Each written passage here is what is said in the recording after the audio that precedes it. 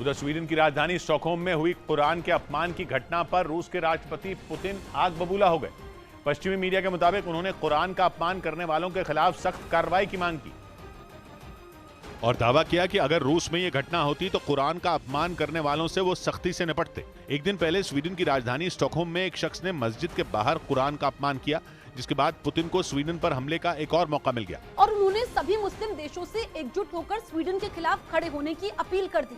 Sweden पर Putin की ये नाराजगी नई नहीं है। जब से स्वीडन ने नेटो का सदस्य बनने की अर्जी लगाई है, वो पुतिन की आंखों में खटक रहा है, क्योंकि फिनलैंड की तरह ही स्वीडन भी रूस का पड़ोसी देश है। फिनलैंड पहले ही नेटो का सदस्य बन चुका है और अब अगर स्वीडन को भी नेटो की सदस्यता मिल गई तो रूस के लिए मुश्किलें बढ़ जाएंगी। उधर स्वीडन की राजधानी स्टॉकहोम में हुई कुरान के अपमान की घटना पर रूस के राष्ट्रपति पुतिन आग बबूला हो गए।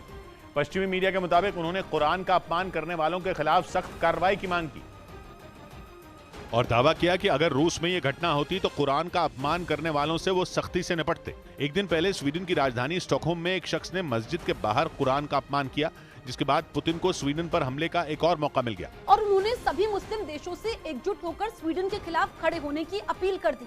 स्वीडन पर पुतिन की ये नाराजगी नई नहीं है। जब से स्वीडन ने नेटो का सदस्य बनने की अर्जी लगाई है, वो पुतिन की आंखों में खटक रहा है, क्योंकि फिनलैंड की तरह ही स्वीडन भी रूस का पड़ोसी देश है। फिनलैंड पहले ही नेटो का सदस्य बन चुका है और अब अगर स्वीडन को भी नेटो की सदस्यता मिल गई तो रूस के लिए मुश्किलें बढ़ जाएंगी। उधर स्वीडन की राजधानी स्टॉकहोम में हुई कुरान के अपमान की घटना पर रूस के राष्ट्रपति पुतिन आग बबूला हो गए।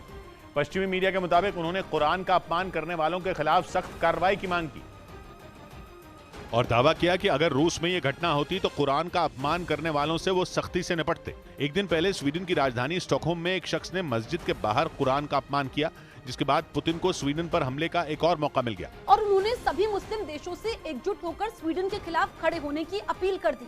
स्वीडन पर पुतिन की ये नाराजगी नई नहीं है। जब से स्वीडन ने नेटो का सदस्य बनने की अर्जी लगाई है, वो पुतिन की आंखों में खटक रहा है, क्योंकि फिनलैंड की तरह ही स्वीडन भी रूस का पड़ोसी देश है। फिनलैंड पहले ही नेटो का सदस्य बन चुका है और अब अगर स्वीडन को भी नेटो की सदस्यता मिल गई तो रूस के लिए मुश्किलें बढ़ जाएंगी।